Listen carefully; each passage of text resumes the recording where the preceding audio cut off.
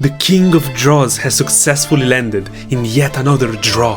The black king is very close to this white pawn, so if we try to push it, we're simply going to lose it, and there is no way to make any progress. The two kings are simply going to pick up the last pawns, and this is going to be a draw.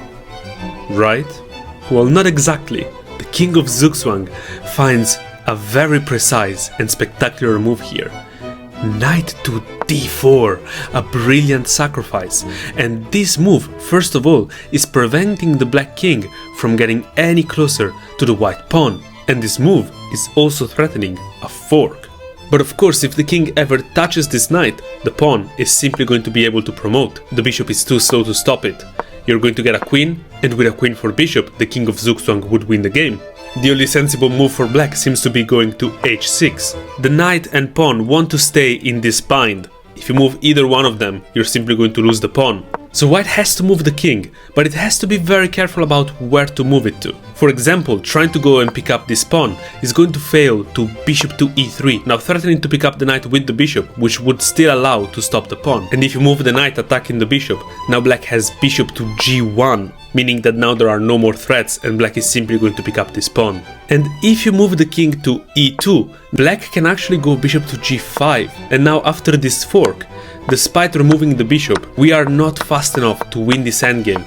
Black is going to run back and go to the corner, and as we all know, a pawn on the edge and a king in the corner mean a draw, which is why in this position the only winning move is the precise king to f3.